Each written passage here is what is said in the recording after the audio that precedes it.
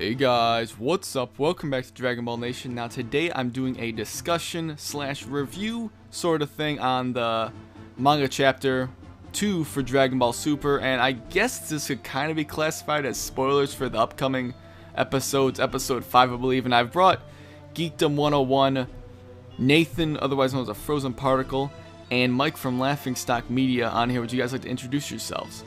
Hello, how are you? How's it going? Hello. Yeah, we're just going to be talking about this, giving our thoughts on the chapter. Not really a lot of new stuff here, aside from the fact that we get to see the female Whis type attendant for Champa, as well as Champa in the chapter, but it's basically just a rehash of Battle of Gods scenes.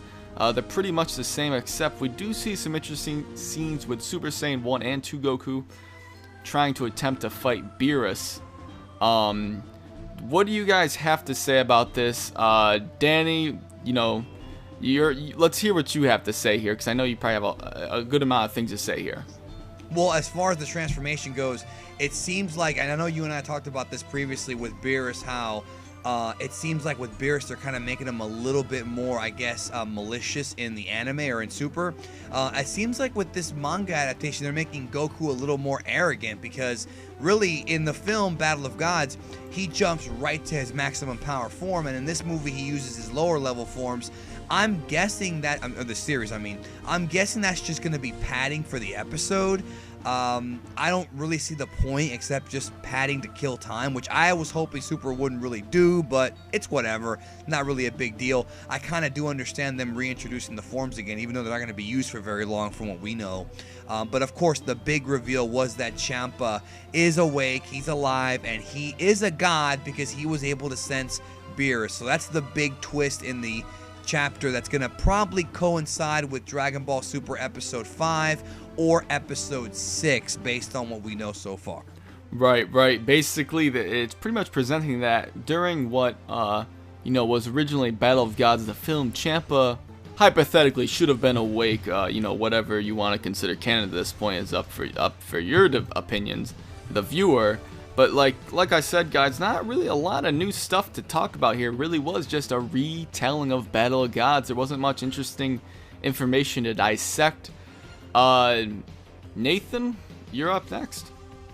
Well, I enjoyed this chapter. I thought they could use Champa and really introduce the female Whis attendant more, because she's still quite a mystery. But overall, I liked this chapter. I liked how Goku fought Beerus in his previous Super Saiyan forms, not just 3. But all in all, I enjoyed this chapter very much. Right. This was an interesting chapter because it wasn't really, like I said multiple times, much new stuff, but it was interesting the way they retold things. I liked that Goku didn't just go straight to Super Saiyan 3 to fight Beerus, even though the way he was defeated was pretty much exactly the same way, with the flick and the chop to the neck. But I did enjoy the chapter, but the problem is there really wasn't anything new aside from Champa and his female attendant. But I did enjoy this overall. Mike, let's hear what you have to say. To be honest, I don't know if I'm a big fan in a lot of ways of the execution, and I know, of course, this is a manga, so it's a little bit rushed, but obviously everything is a little bit concentrated. But the fact of the matter is, the second Beerus shows up, he immediately knows Goku wants to fight, and there's none of that whole thing where Beerus examines him and talks about how he beat Frieza, and then he just immediately jumps into a Super Saiyan form and tries to attack Beerus. It seems ridiculous, because we know Goku seems in this film to have, in the actual Battle of Gods film, to have been more arrogant.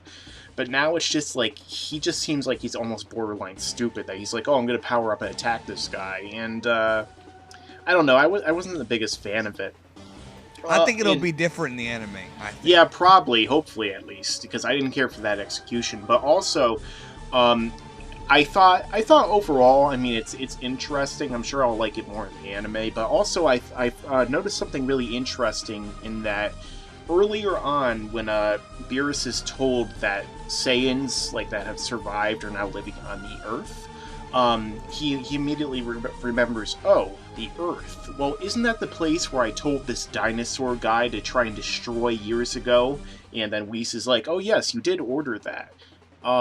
That's something that's very mysterious to me, and that's the biggest thing that I took away from all of this, aside from even Champa showing up.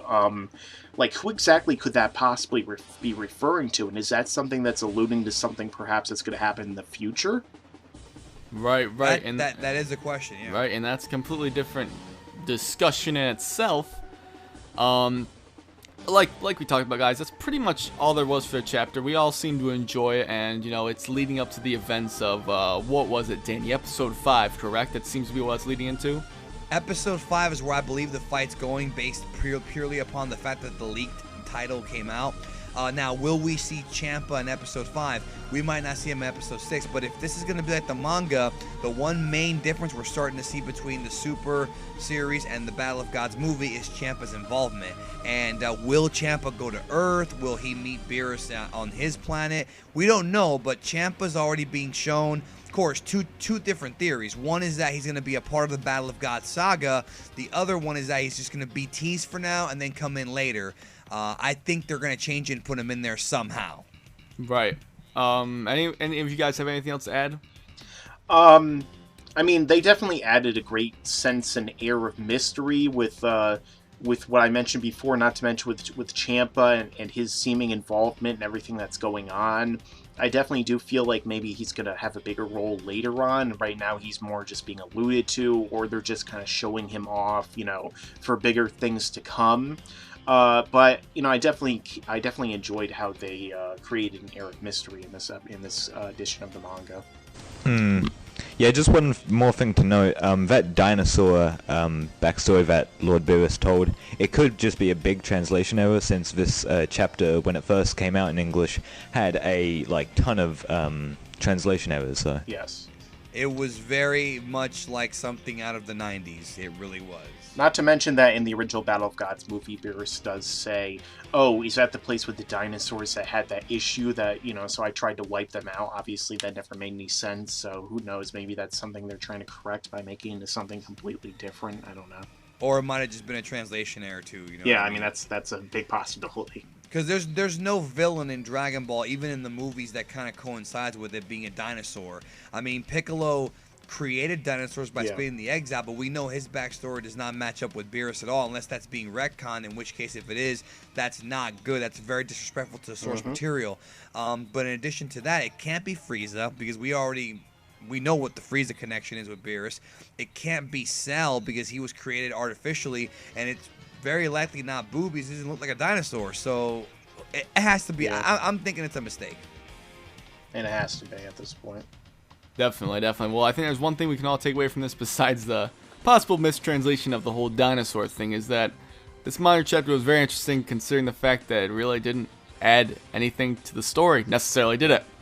Besides the fact that Champa and the female attendant, it really was pretty much a, 80% accurate retelling of Battle of Gods in a way. That whole fight scene. Nothing really interesting happened here, but I still enjoyed checking it out. You guys all did as well, but before we close out this video, Danny, Nathan, Mike, you've already been on here and plugged in your channel. Would you two like to plug in your stuff? Yeah, Nathan, you go first, then I'll go. Alrighty, well, I just do Dragon Ball Z content. I have a series named Let's Mess Around On, where I just play random games, new or old. It's up to you. And yeah, that's pretty much it. Danny, would you like to go? Sure. Geekdom 101. If you don't know who I am, go and check it out. I'm not gonna stroke my ego here, but like I've done before. No, I'm just kidding. Go ahead and check out the channel. Just look for Geekdom 101, Dragon Ball and Star Wars content, along with some other non-Dragon Ball stuff. But it's like 90% Dragon Ball, and I have a series called Dragon Ball In Depth, where I analyze the behind-the-scenes / underneath-the-surface aspects of Dragon Ball that you may not think of, or maybe you do, but definitely check it out. It's I'm very proud of it. Yep, definitely. So go check out Geekdom. Go check out Nathan at Frozen Particle, up-and-coming YouTubers, as well as Mike from Laughingstock Media. You guys may have seen him on here before. Go check them all out. Links in the description down below. But other than that, guys, thank you all for watching this video. Anyone want to close us out of here besides me for once? And don't forget to subscribe. Yeah, do it now.